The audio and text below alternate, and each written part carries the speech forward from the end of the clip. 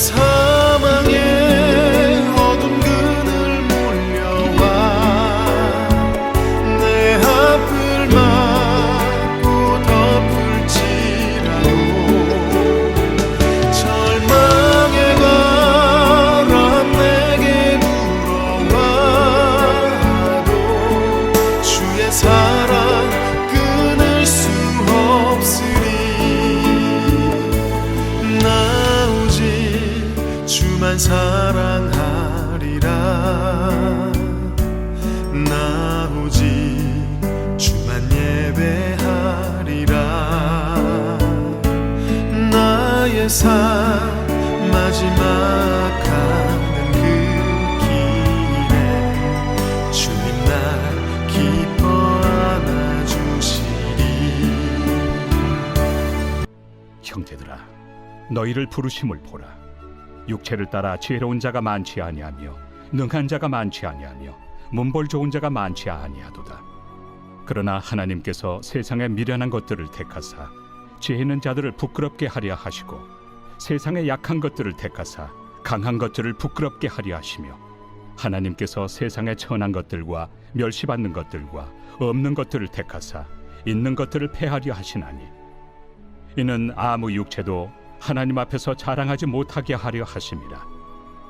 너희는 하나님으로부터 나서 그리스도 예수 안에 있고 예수는 하나님으로부터 나와서 우리에게 지혜와 의로움과 거룩함과 구원함이 되셨으니 기록된 바 자랑하는 자는 주 안에서 자랑하라 함과 같게 하려 함이라. 스토브리그라고 해서 스토브리그? 드라마 제목은 아니고요. 네, 드라마가 제목이 있는데 스토브리그는 우리 야구 좋아하시는 다 아실 거예요. 프로야구의 한 시즌이 끝나고 이제 다음 시즌 전에 그 전까지 구단, 이 팀이 선수들과 재계약을 하든지 트레이드를 하는 그러한 일들을 스토브리그라고 합니다.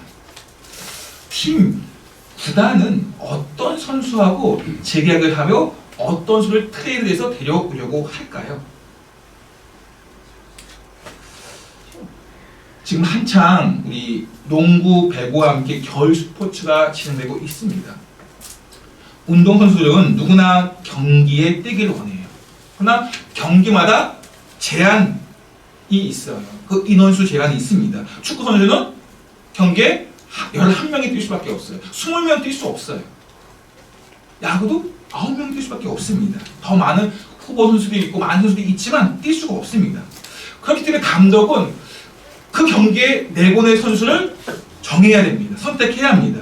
어떤 선수를 감독은 내보낼까요? 운동 능력이 있고 잘 준비된 실력 있는 선수를 택해서 아마 뛰게 할 것입니다. 운동 능력도 없고 실력도 없는 게으른 그런 선수를 택해서 내보내지는 않을 것입니다. 이것이 우리가 생각하는 일반적이고 상식적인 그러한 합리적인 결정이라고 생각을 합니다. 그러나 오늘 우리가 함께 읽은 하나님 말씀에는 하나님의 기준은 다르다는 것입니다. 하나님의 기준은 다르다는 거예요. 오늘 우리가 이 세상을 살아가면서 선택하는 모든 결정들이 때로는 물론 합리적인 필요가 있고 상식적인 필요가 있어요. 그러나 종종 우리는 상식을 뛰어넘고 합리성과 이성으로 우리가 이해가 되지 않지만 하나님의 기준을 따라야 하는 그것이 지혜로운 선택이고 지혜로운 결정이 된다는 것입니다. 저와 여러분이 올 한 해도 수많은 선택을 하게 될 거예요. 그 선택과 결정 속에서 세상에 따라가는 것이 아니라 세상의 기준이 아니라 하나님의 기준 따라 선택하는 그러한 은혜가 있기를 예수님을 축복합니다. 오늘 본문에 보시면 고린도교의 분열과 다툼 가운데 이 교인들이 복음 안에서 하나로 통일되어지고 이제 성도들이 세상적 지혜를 따라가는 것이 아니라 자기의 자랑함을 가지고 선택하는 것이 아니라 무엇을 향해 어떻게 선택해야 하는가 그러한 말씀이 기록을 하고 있는데 여기 26절 말씀 볼까요? 시작.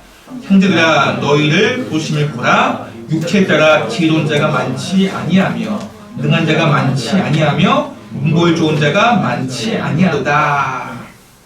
지금 사도 바울이 책망을 하고 있어요. 누굴 책망하고 있냐? 고린도교회 교인들을 책망하고 있습니다. 책망을 하지만 여전히 이 고린도교회 교인들 형제로 여기고 있기 때문에 정중하게 하나님의 뜻이 무엇인가를 깨닫기를 지금 소망하고 있는 것입니다. 고린도교회 교인들을 하나님께서 부르실 때, 처음 부르실 때 어떻게 부르셨는가? 여러분이 하나님을 믿겠다고 결정할 때 어떻게 결정하였는가? 그 처음 신앙을 한번 기억해 보라. 형제들아, 너희를 부르심을 보라. 이렇게 권면하고 있는 것입니다. 육체를 따라, 그러니까 인간적으로 보았을 때 이 고린도교회 교인들의 모습은 어떠했냐? 결코 지혜로운 자가 많지 않고 능한 자가 많지 않고 문벌 좋은 자가 많지 않다라고 하고 있어요. 지혜도 없고 능력도 없고 신분도 강도 좋지 않은 그러한 것이 지금 고린도교회의 모습이었습니다. 노예들, 수공인들, 수공업자들, 소상인들 그들이 대부분이었어요. 물론 그 중에는 부유하고 지적인 사람도 있었습니다. 그런데 대부분의 사람들이 미련하고 능력이 없고 약하고 멸시받고 천대받는 사람들이었다는 것입니다. 교육을 받는 사람들이 아니고 부나 관직에 있는 사람들이 많지 않았습니다. 그래서 잘할 것이 별로 없었어요. 그 당시는 이제 헬라 사상이 많이 고대 근동에 퍼져 있었습니다. 헬라 문화가 지금 그 당시 고대 근동의 문화를 지배하고 있었습니다. 철학, 수사, 논리학 이런 것들을 가지고 있는 사람들은 능력이 있다라고 평가했던 것입니다. 그렇다 보니까 고린도교회 교인들은 능력이 없는 사람들이에요. 철학도, 수사학도, 논리적인 사고도 없었습니다. 그러한 그들을 하나님께서 택하시고 부르셨다는 것입니다. 문제는 고린도교회 교인들이 그러한 약하고 미련하고 어리석고 어떻게 보면 지혜 없는 그러한 신분이 아주 천한 그러한 모습을 가지고 평가받았어요. 다른 상대에 의해서. 그런데 정작 고린도교회 교인들도 그런 육체를 따른 기준을 가지고 다른 사람들을 평가한다는 것입니다. 자기가 그렇게 저 사람이 그렇게 미련해, 지혜 없어, 학벌도 없어, 능력도 없어, 지식도 없어, 신분도 그래. 그런 것을 가지고 평가받을 때 어떻게 해서 기분이 내가 없는 것을 가지고 저 사람 저랬대. 기분이 나쁠 거 아니에요. 기분이 마음, 자존심도 많이 상할 것입니다. 근데 정작 자신도 다른 사람을 그렇게 평가한다는 거예요. 누가요? 지금 고린도교회 교인들이. 교인들 대다수가 노예였고 소상인이었고 수공업자였어요. 부유한 자, 관직 있는 자 많지 않았습니다. 그럼에도 불구하고 고린도교회 교인들은 정말 자신들도 다른 사람을 그것을 가지고 평가한다는 거예요. 이러한 고린도 교회들 향해서 그러한 모습에 있음에도 불구하고 하나님께서는 그러한 자들을 택했다, 부르셨다라고 말씀하고 있는 것이 27절, 28절 말씀입니다. 함께 읽겠습니다. 시작. 그러나 하나님께서 세상에 무지한 것들을 택하사 지인들을 부끄럽게 하려 하시고 세상에 약한 것들을 택하사 강한 것들을 부끄럽게 하려 하시며 하나님께서 세상에 천한 것들과 멸시받는 것들과 없는 것들을 택하사 있는 것들을 폐하려 하시나니. 아멘. 본문에 우리가 가장 반복적으로 많이 나온 게 택하사. 헬라어로 읽어보세요. 엑셀렉사토. 뽑아내다, 선택하다 뜻이에요. 수많은 사람들이 있습니다. 그 중에는 똑똑한 사람, 돈이 많은 사람, 학벌이 탁월한 사람, 신분이 높은 사람도 있어요. 그런 수많은 사람들 중에 뽑아냈다는 거예요. 오늘 고린도교회 교인들 약하고 미련하고 천한, 멸시받는 그들을 선택하셨다는 것입니다. 이것은 하나님의 주권 속에서 그들을 하나님께서 뽑아내신 거예요. 택해서 구원을 주신 것입니다. 그들을 일으켜 세워 주신 것입니다. 왜 하나님께서는 이 세상에서 미련하고 약하고 천한 그들을 택하여 지혜롭고 강하고 힘 있는 그들을 부끄럽게 하였을까요? 왜 하나님께서는 천한 것들, 멸시받는 것들, 없는 것들을 택해서 있는 것들을 폐하여 하셨을까요? 우리는 함께 말씀 가운데 이 하나님의 택하심의 다른 의미를 함께 살펴보면서 우리가 그런 택함을 받은 사람임을 기억하시기 바랍니다. 첫 번째 볼까요? 시작, 함께 읽겠습니다. 시작. 하나님의 기준이 세상과는 다름을 알려줍니다. 택하심의 의미는, 하나님의 택하심은 세상의 택하심과 분명히 다르다는 거예요. 그리고 우리 그리스도인들도 마찬가지로 그런 하나님의 기준에 따라 택해야 한다는 것입니다. 말씀 보겠습니다. 이사야 55장 8절 시작. 이는 내 생각이 너희 생각과 다르며 내 길은 너희 길과 다르니라. 하나님의 생각, 전능하신 창조주의 생각과 우리 생각은 다르다. 아무리 우리가 깊게 넓게 많은 것을 생각한다 할지라도 하나님의 생각을 우리가 어찌 따라갈 수 있겠습니까? 하나님의 그 생각을 어찌 우리가 다 이해할 수 있겠습니까? 십자가 그 당시는 가장 무능하고 가장 미련한 자들, 가장 어리석은 자들, 이게 십자가의 상징이었습니다. 그런데 그 십자가를 통해서, 그리스도의 십자가를 통해서 온 세상을 하나님께서 구원하신 도구로 사용했다는 거예요. 그 당시에는 도저히 상상할 수 없는 가장 끔찍한 범죄를 행한 자를 십자가에 달려 매랐습니다. 근데 그 십자가가 온 세상을 구하는 그런 생명의 도구가 되었다는 것입니다. 이것이 인간의 생각과 하나님 생각의 다름을 보여주고 있는 거예요. 도저히 우리는 상상할 수 없는 것입니다. 사람을 평가할 때도 오늘 본문의 말씀, 우리는 강한 자, 이고 지혜 있는 자, 신분이 높은 자, 그들을 택해서 사용하지만 우리 하나님께서는 그렇지 않다는 거예요. 오히려 지혜 있는 자, 강한 자, 가문이 높은 자를 대신하여서 약하고 미련하고 천하고 멸시받는 자를 택했다는 것입니다. 우리 예수님의 제자들 한번 보십시오. 얼마나 그들 가운데 강하고 신분이 높고 능력이 많은 사람을 예수님께 택했습니다. 예수님의 12제자를 보시면 가장 약하고 약한 무지한 갈릴리 어부촌 사람들, 그런 사람들 주님께서 택해서 그 당시 세계의 중심인 로마를 뒤엎는 주님의 도구로 삼으신 것입니다. 이것이 하나님의 기준과 세상의 기준의 다름이에요. 이 땅에서 택함을 받는 많은 사람들은 능력 있는 사람, 돈 많은 사람, 힘 있는 사람, 학권 있는 사람을 택합니다. 그러나 하나님은 약하고 천하고 미련하고 어리석은 자를 택하신다는 것입니다. 오늘 우리는 하나님께서 하나님의 방법과 택함이 얼마나 다른가, 그리고 그 하나님의 기준에 따라 우리가 살아가야 함을 다시 한번 우리의 마음속에 새기셔야 되는데, 분명히 하나님의 기준과 사람의 기준은 달라요. 우리가 예를 들어 주일 성수해야 되는, 우리 주일을 지키고 있습니다.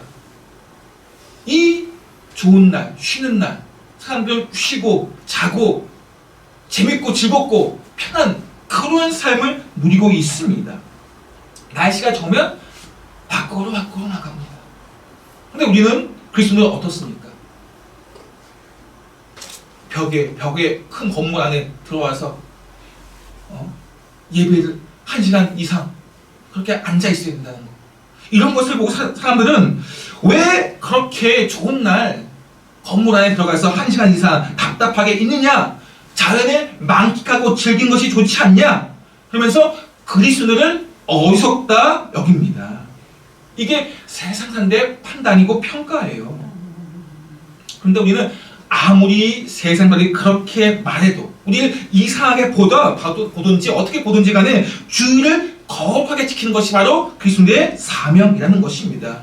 이것이 우리 모두에게 지혜로운 삶이기에, 복된 삶이기에 우리가 이 자리에 앉아있는 거예요. 이 자리에 앉아있는 것이 복되지 않다, 어이없다 생각되면 밖에 나가야죠. 즐겁게 편하게 살아야죠. 왜 우리가 이 자리에 앉아있습니까? 이 자리에 앉아 예배드리는 것이 복됨을 알기 때문인 거예요. 그렇지 않으면 밖에 나가서 재밌고 즐겁게 편하게 마음껏 누리며 살아야죠. 하나님께 드리는 헌금도 마찬가지예요. 믿지 않는 사람들이 이 헌금에 대해서 많이 말을 해요.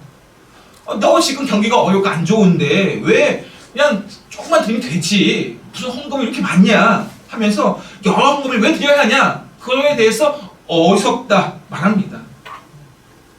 그러면서 정말 하나님이 돈을 원하는가? 라고 묻습니다. 우리 하나님께서 돈이 필요할까요? 아니에요. 온 세상을 하나님께서 만드시고 하나님 주인이신데 돈이 왜 필요합니까? 하나님께 원하신 것은 우리의 마음이에요. 마음. 내 보물이 있는 곳에 내 마음도 있다고 했어요. 물질이 있는 곳에, 내 보물이 있는 그곳에 우리의 마음이 있기 때문에 그 마음을 우리에게 드리라고 말씀하고 있는 것입니다. 세상의 기준을 따다 보면 우리는 우리 삶이 좀 어이없게 보여요. 왜 나는 이렇지? 세상의 기준을 생각해 보면 우리가 참 잘 살고 있나? 그렇게 생각이 들어요. 우리 다시 한번 그 세상의 기준에 대해서 우리가 분명하게 결정하셔야 돼요.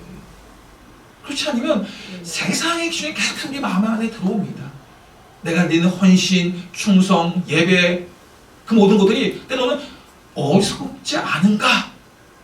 왜 그런 생각이 드니까 세상의 기준이 내 안에 들어오는 거예요. 하나님의 기준이 내 안에 있으면 그런 판단, 그런 생각하지 않습니다. 우리 안에 세상의 기준, 그 기준이 우리 안에 들어올 때 우리는 나의 선택이 어리석은 선택처럼 보일 때가 있습니다.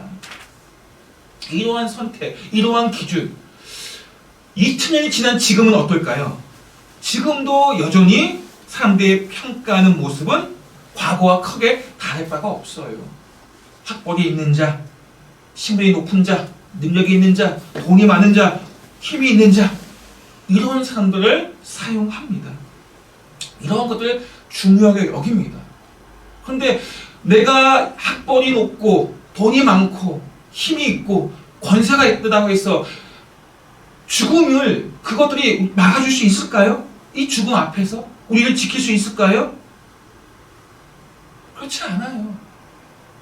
내가 아무리 신분이 높고 아무리 돈이 많다 해서 내가 아무리 많은 걸 가지고 있다고 해서 죽음을 우리가 막을 수는 없습니다. 그럼에도 불구하고 지금도 사람들은 세상의 기준에 더 가까이 자기를 드리고 노력하고 있다는 것입니다.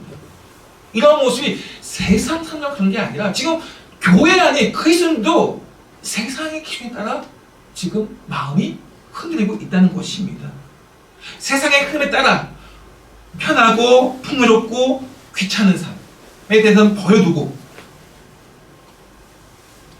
주님의 길을 따라가야 하는데 오히려 편하고 풍요롭고 귀찮은 것, 우리가 좀 더 편하게, 좀 더 풍요롭게 나에게 귀찮은 것을 다 버리려고 해요. 주의 성수에 대한 의식도 하나님께 온전히 드리는 마음도 이 안에 지금 서서히 사라져가고 있다는 것입니다. 과거에 우리가 주의를 어떻게 지키려 했습니까?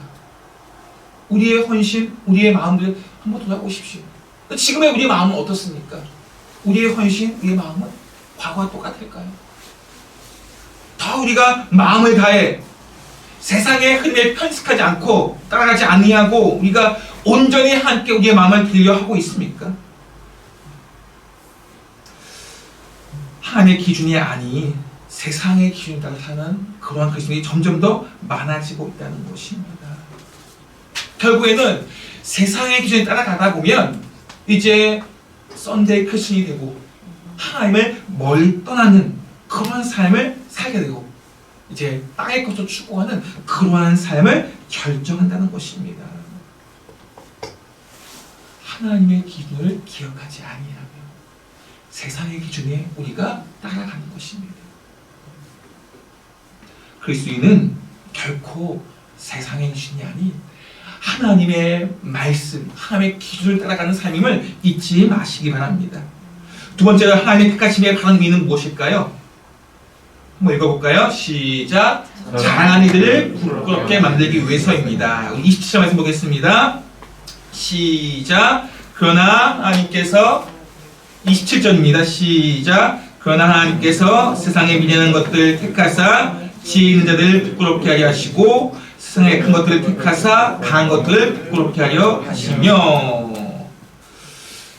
세상의 미련한 것들을 택하사 지혜 있는 자들을 부끄럽게 하고 약한 것들을 택하사 강한 것들을 부끄럽게 한다. 세상에 미련한 것, 약한 것들을 택하셨습니다. 하나님께서는 사람들이 자랑하는 지혜, 힘, 학벌, 신분 이러한 것들이 결코 구원을 도구가 될 수 없다는 것을, 오히려 구원에는 오히려 이러한 것들이 무능하고 무의미한 것임을 말씀하고 있어요. 너희가 가지고 있는 돈이, 너희가 가지고 있는 신분이, 너희가 가진 권세가 구원에 대해서 어떻게 어떤 힘을 발휘할 수 있겠느냐? 아무것도 할 수 없다는 거예요. 내가 가지고 있는 것으로.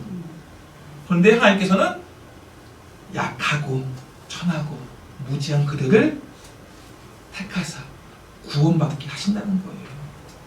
이러한 말씀을 통해서 강한 자들, 힘 있는 자들, 지식 있는 자들을 어떻게 한다고요? 부끄럽게 하신다는 거예요. 얼마나 많은 사람들이 내가 강하게 하고 내가 지식 있게 하고 내가 학벌이 있게 내가 신분이 더 높게 하기 위해서 많은 열심을 다하고 하지만 그 모든 것들이 의미가 없다는 거예요. 하나님 앞에서 너가 자랑하는 그 못이 아무 의미가 없다는 거예요. 한 영혼도 영혼 구하는데 아무 의미가 없다고 말씀하고 있는 것입니다. 하나님 앞에서는 자랑할 게 없는 거예요. 내가 가지고 있는 열심, 노력, 봉사 해가지고 학벌이 있고 돈이 많고 다 자랑할 수가 없다는 것입니다. 우리 하나님께서는 우리가 영혼 구하는 그 일에 우리의 마음을 다해서 그 영혼 구하는 사역에 우리가 쓰임받기를 원하십니다. 그런데 내가 가지고 있는 능력, 힘, 돈, 그것으로는 한 영혼도 구원할 수 없다는 거예요. 아무 의미가 없다는 것입니다. 그렇다고 해서 세상의 돈과 그런 환경과 권세와 그런 모든 것들이 아무 쓸모가 없다는 것은 아니에요. 내가 권세를 추구하다가, 내가 돈을 추구하다가, 내가 지식을 추구하다가, 내가 학벌을 추구하다가 정작 가장 중요한 하나님, 그 영혼을 구원받지 못하기 때문에 이러한 말씀을 하고 있는 것입니다. 우리가 지금 내가 무엇을 가장 열심히 추구하고 있는지 한번 생각해 보십시오. 내가 추구하는 그것으로 우리의 영혼이 구원받을 수 있을 거예요. 아니, 그것 때문에 우리의 영혼이 구원받지 못한다면 그 추구함에 무슨 의미가 있겠느냐, 그것입니다. 내가 지금 열심히 뭔가를 하고 있어요. 땀 흘리고 있습니다. 봉사하고 있습니다. 그것을 얻기 위해서 최선을 다하고 있어요. 열심히 하셔야죠. 근데 그것 때문에 내 영혼이 구원받지 못한다면 나의 열심이, 나의 신분이, 나의 권세가, 나의 물질이 무슨 의미가 있느냐 하는 것을 말씀하고 있는 것입니다. 아무 잘할 게 없다는 거예요. 우리는 내가 열심히 해서 신분이 높아지고 돈을 많이 벌고 아파트를 큰 평수를 높여가고 그걸 자랑합니다. 그게 자랑하세요. 열심히 사는 것에 대한 대가라면. 근데 그것 때문에 내 영혼이 구원받지 못한다. 그러면 결코 그것이 자랑할 게 못 된다는 거예요. 지금 많은 사람들이 그렇게 살고 있다는 거예요. 아니, 그리스도인들도 그렇게 살고 있다는 거예요. 세상은 그렇게 따라가고 있다는 거예요. 더 높은 신분을 얻기 위해서, 더 높은 어떤 위치를 가지기 위해서, 더 많은 물질을 얻기 위해서, 더 좋은 뭔가를 가지기 위해서 정작 내 영혼을 살피지 못하고 구원받지 못하는 그런 어리석은 길을 가고 있다는 것입니다. 그게 혹시 우리의 모습은 아닌가? 반면에 아무것도 가지지 않고 사람들 보기에 미련해 보이고 어리석어 보이고 그럼에도 불구하고 우리를 하나님께서 택하시다는 거예요. 세상에 똑똑한 사람들, 지혜 있는 사람들, 더 많은 사람들 그들 다 뒤로 하고 우리를 택했다는 것입니다. 우리를 자녀 삼아 주셨다는 것입니다. 이것이 바로 정할 수 없는 하나님의 은혜라는 것입니다. 하나님의 은혜예요.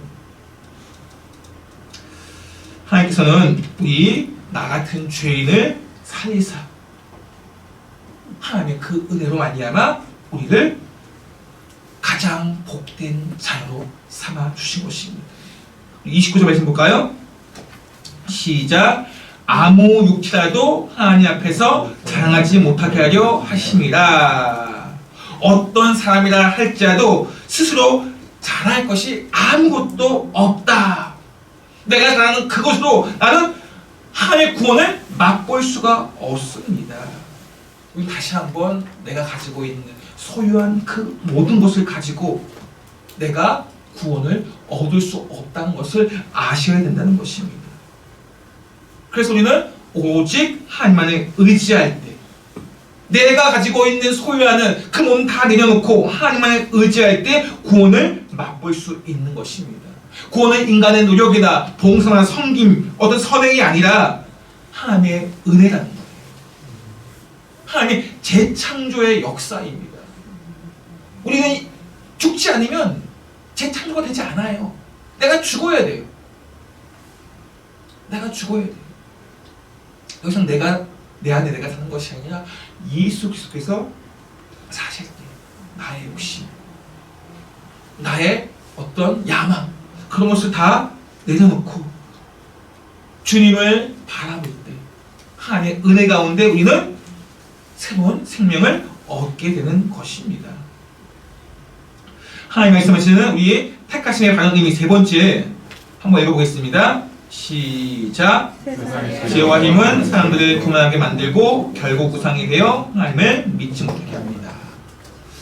세상의 지혜와 힘은 결국 어떻게 한다고요? 우리를 교만하게 합니다. 그리고 나서 우상이 되게 하나님을 믿지 못하게 합니다.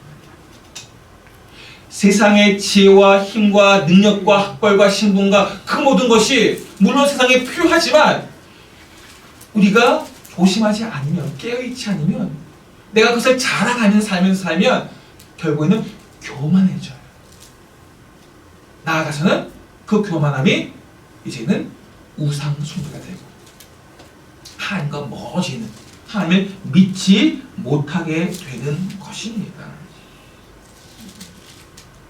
우리가 이 아침에 철저히 우리의 이 땅에 가지고 있는 지식과 힘과 능력이 아니라 하나님의 구원과 하나님의 역사는 나의 힘이 아니라 나의 능력이 아님을 아시고 오직 하나님의 은혜임을 기억해야 한다는 것입니다.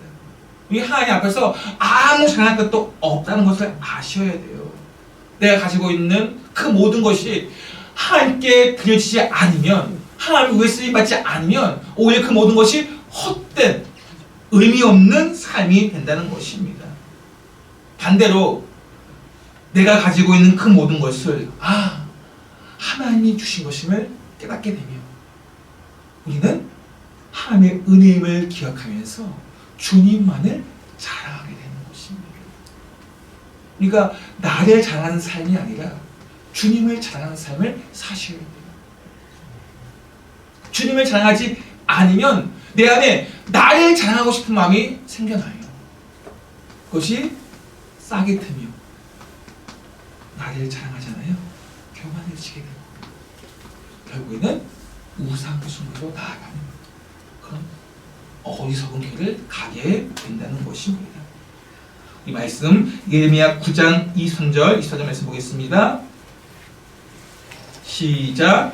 여호와께서 이같이 말씀하시되 지혜로운 자는 그의 지혜를 자랑하지 말라. 용사는 그의 용맹을 자랑하지 말라. 자는 그의 보함을 자랑하지 말라. 자랑하는 자는 이것으로 자랑할지니 곧 명철하여 나를 아는 것과 나 여호와는 사랑과 정의와 공의를 땅에 가는 자인 줄 깨닫는 것이라. 나는 이 일을 기뻐하노라. 여호와의 말씀이니라. 지혜를 자랑하지 말고, 용맹을 자랑하지 말고, 부함을 자랑하지 말고, 우리가 자랑할 것은 우리가 하나님의 은혜로 구원받은 자임을 자랑하시고, 그리고 이 모든 것이 하나님께서 우리에게 주신 은혜임을 기뻐하고 주님만 자랑해야 하는 것입니다. 오늘 이 아침에 우리가 무엇을 많이 가지고 있습니까? 어떤 소유, 어떤 직분, 어떤 신분을 가지고 있습니까? 그 모든 것을 자랑하는 삶이 아니라 그것을 주신 하나님을 자랑하는, 주님만을 자랑하는 그러한 복된 삶을 사시기를 예수님을 축원드립니다.